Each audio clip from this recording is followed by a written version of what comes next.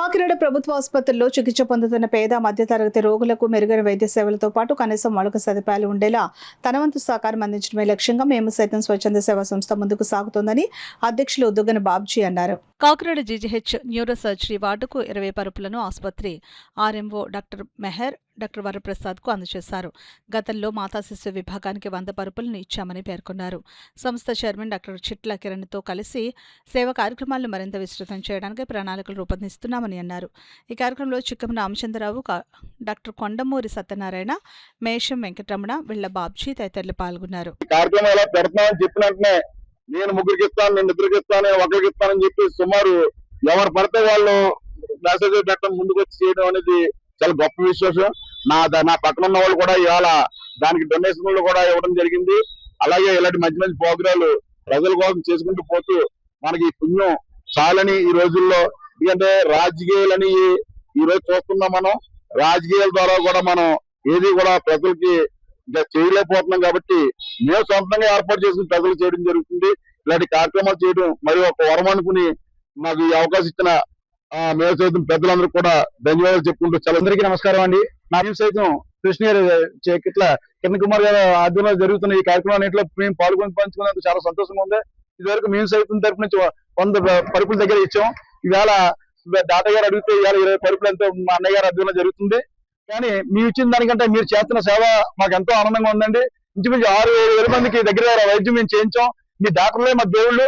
మీ అందరి సహకారంతో general hospital ఒక 7,000 మందికి పేదలకి, నిరుపేదలకి ఇక్కడ 2 పిఆర్ఓలు పెట్టి, వీరేంద్ర రాజుని పెట్టి వారి ద్వారా ఓపీ నుంచి డిశ్చార్జ్ దాకా డాక్టర్ సహకారంతో జనరల్ హాస్పిటల్ ఎంతో నియోజకవర్గానికి ఎంతో పేరు తెచ్చిందని ఈ సందర్భంగా తెలియపరుచుకున్నాను. ఆర్గనైజేషన్ తరఫున ప్రెసిడెంట్ అయినటువంటి నేను డాక్టర్ కిరణ్ కుమార్, అదేవిధంగా వ్యవస్థాపక అధ్యక్షుడు బాబ్జీ గారు ఈ రోజున జీజీహెచ్ నుంచి అడిగినటువంటి బెడ్స్ ఏదైతే ఉన్నాయో ఆ బెడ్స్ అన్నింటిని కూడాను సూపరింటెండెంట్ మేడం గారికి హ్యాండ్ ఓవర్ చేయడం జరుగుతుందండి. ఈ కార్యక్రమానికి ప్రోత్సహించినటువంటి దాతలందరికీ కూడాను, మేము సైతం సభ్యులందరికీ కూడాను ధన్యవాదాలు తెలియజేస్తున్నాను.